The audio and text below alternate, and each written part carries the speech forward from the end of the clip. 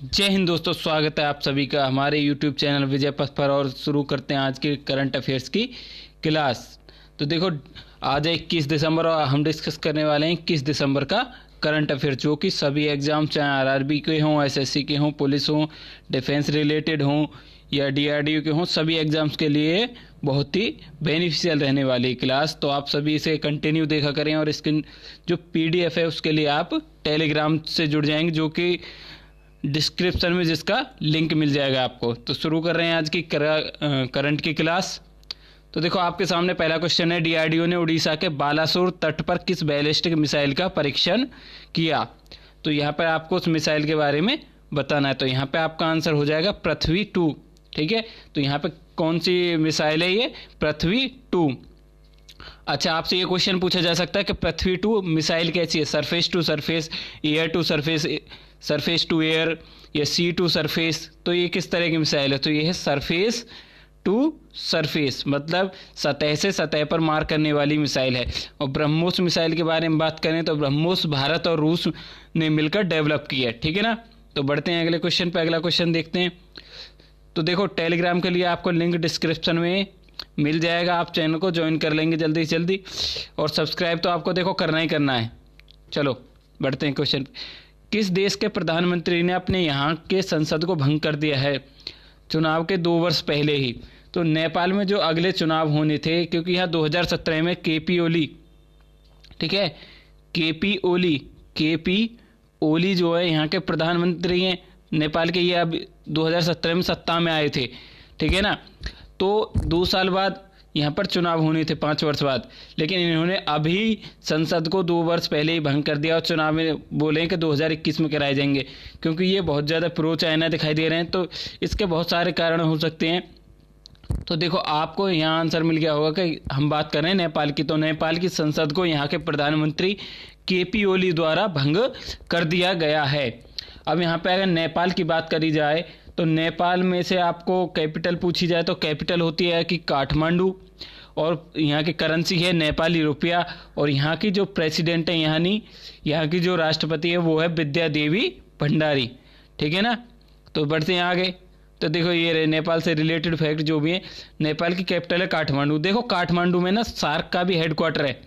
SAARC का headquarter पूछा जाए तो वर्किंग हेडक्वार्टर वो कहाँ है? काठमांडू में। प्रेसिडेंट हो गई विद्या देवी भंडारी, पीएम केपी ओली, और करेंसी नेपाली रुपया। और रामायण जो सर्किट है वो नेपाल भारत में मिलके जो इनॉग्रेट किया था उसे। यूनेस्को ने किस भारतीय विश्वविद्यालय को Asia Pacific award for cultural heritage दिया है? तो ये दिया है अमर सिंह कॉलेज श्रीनगर को। अमर सिंह कॉलेज श्रीनगर को। देखो, ये यूनेस्को का अगर हेडक्वार्टर पूछ लिया जाए तो आप याद रखेंगे पेरिस में यूनेस्को का हेडक्वार्टर। तो अमर सिंह कॉलेज जो श्रीनगर में, इसने कंजर्व किया था। ठीक है, ये कल्चरल बिल्डिंग थी, उसको कंजर्व करके रखा था, उस वजह से इन्हें ये अवार्ड मिला है।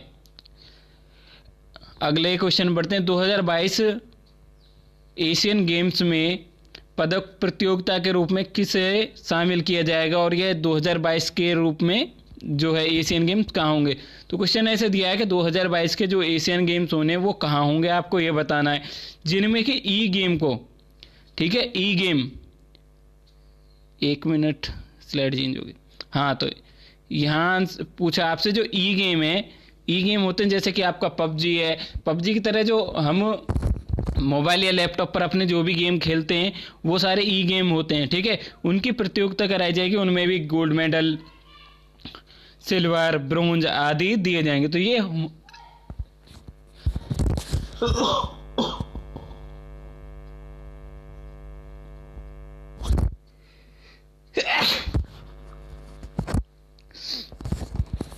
तो चलो देखते हैं क्वेश्चन को।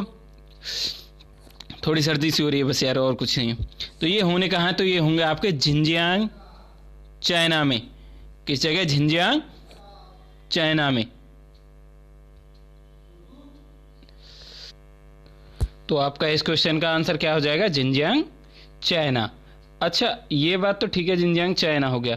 अब अगर आपसे पूछा जाए एची जो जापान है, यहाँ एशियन गेम्स कब होंगे? तो ये होंगे 2026 में। और दोहा जो कि कतर की राजधानी है, यहाँ कब होने हैं? 2023 30 के और 2034 के पूछेगा तो वो होने सऊदी अरब में। ठीक है, बढ़ते हैं अगले क्वेश्चन पे। अगला क्वेश्चन है आपके सामने, ह्यूमन फ्रीडम इंडेक्स HFI 2020 में भारत की रैंक क्या है? तो ह्यूमन फ्रीडम इंडेक्स और एक था HDI ह्यूमन डेवलपमेंट इंडेक्स। तो HDI की मैंने बताई थी पिछले क्लास में यानी कल, तो आपको वो बतानी है कि क्या थी उसमें। अब इसकी बात करें तो इसमें भारत की रैंक है 111 यहाँ पर भारत की रैंक आई है। और फर्स्ट पे कौन है? फर्स्ट पे यहाँ पे है न्यूजीलैंड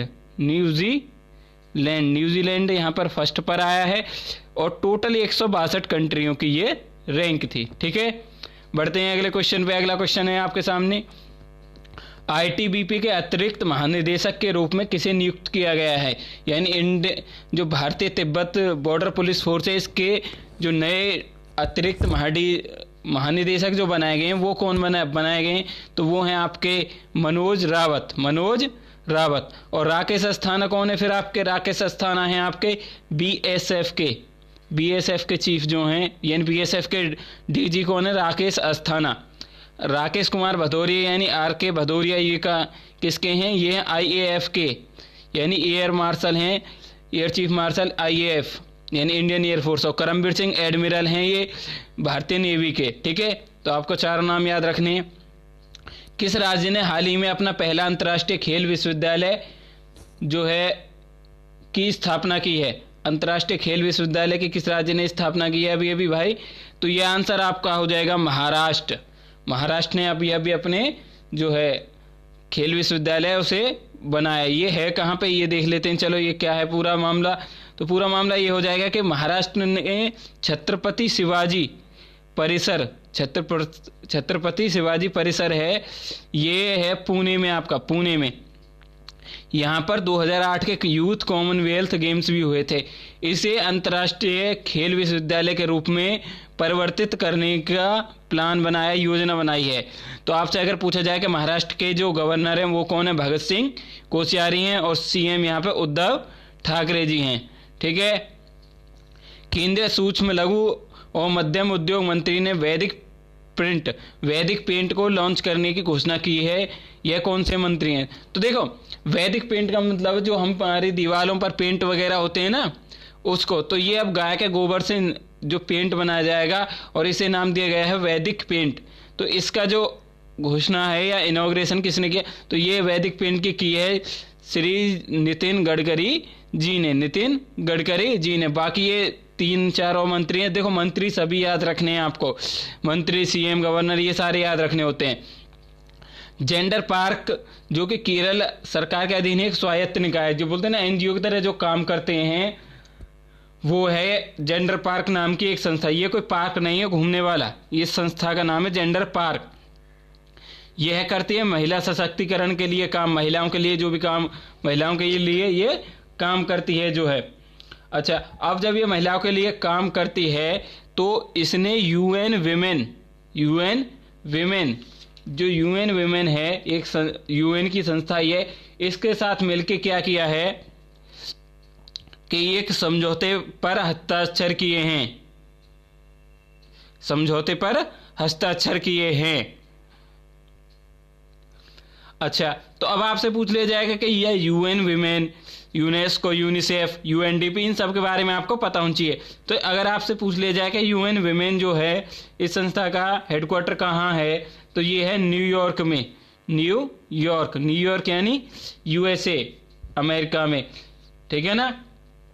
अच्छा, अब ग्लोबल जेंडर गैप इंडेक्स की बात करें हम, global gender gap index GGI की हम बात करें, GGI जो है ग्लोबल जेंडर गैप इंडेक्स में भारत की जो रैंक है जो अभी हाल में आया था 2018 में, उसमें क्या थी? तो 112 रैंक थी जेंडर गैप इंडेक्स में, आप ये भी याद रखेंगे। तो बढ़ते हैं अगले क्वेश्चन पे। प्रधानमंत्री ने ASSOCHAM enterprises of the century जो है यह अवार्ड दिया है, यह किसे दिया है? तो देखो असोचैम अवार्ड जो दिया गया है ये दिया टाटा ग्रुप्स को, और टाटा ग्रुप्स के बिहाफ पे रतन टाटा जी ने इसे जो है लिया था। ठीक है ना? तो असोचैम एंटरप्राइजेज जो सेंचुरी अवार्ड है ये उद्योगमिता के लिए किसे दिया गया? टाटा ग्रुप्स को। अगला एमसीक्यू, आयुष मंत्रालय और युवा मामले और खेल मंत्रालय निम्नलिखित में से किसे प्रतिस्पर्धी खेल का दर्जा दिया है? तो इसका आंसर हो जाएगा योगा। योगा को भी एक और कॉम्पिटिटिव गेम की तरह खेला जाएगा, इसमें भी प्रतियोगिताएं कराई जाएंगी।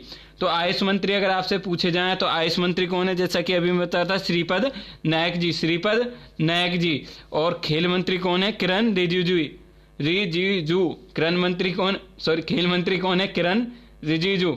तो आयुष मंत्रालय जो है ना, ये बनाया गया था हमारा नवंबर 2014 में। तो यानी कि जो अब ये बीजेपी गवर्नमेंट चल रही है, इसी ने इसे आयुष मंत्रालय को बनाया था। चलो बढ़ते हैं आगे। भारत के प्रधानमंत्री किस यूनिवर्सिटी की 100वीं वर्षगांठ को, एक मिनट, यहाँ पर बहुत सारा मिसप्रिंट हुआ है तो मैं आपको समझा देता हूँ क्वेश्चन।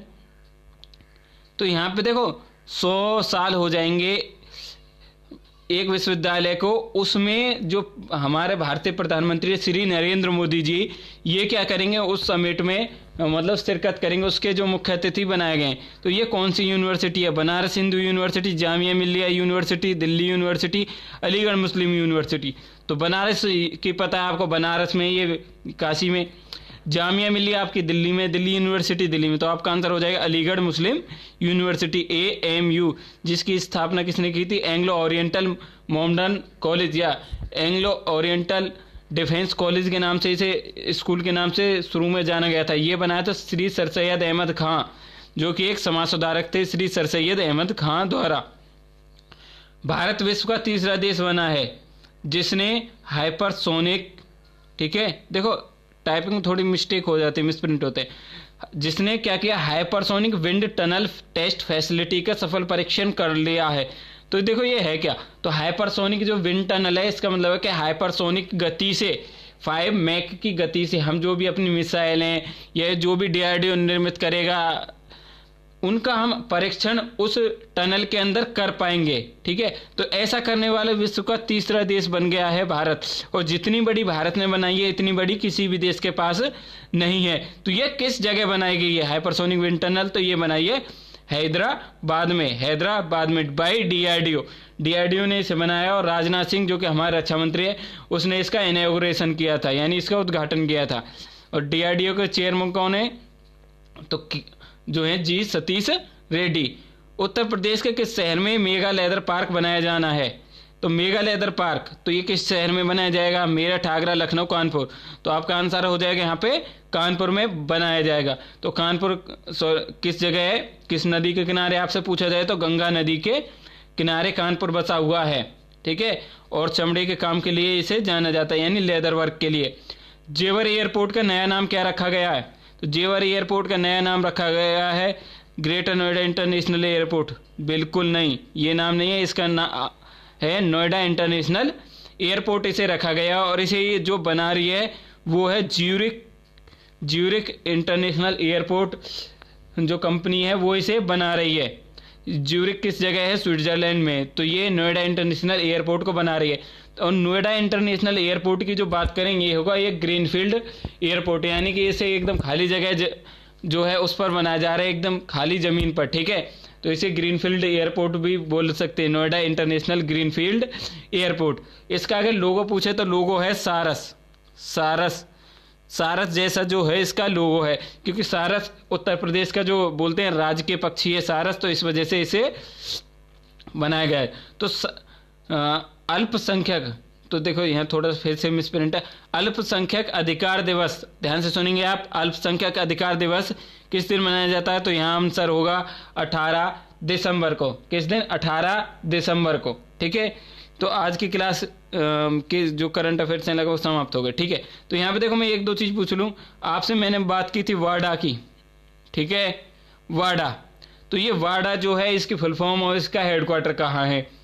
ठीक है, अच्छा, साथ ही आप बताएंगे कि जो है अभी अभी हाल में क्या बोलते हैं, हाँ, आपका ये क्वेश्चन हो जाएगा जैसे कि, हाँ, champions of the earth, young champions of the earth जो अवार्ड है ये किसे मिला है?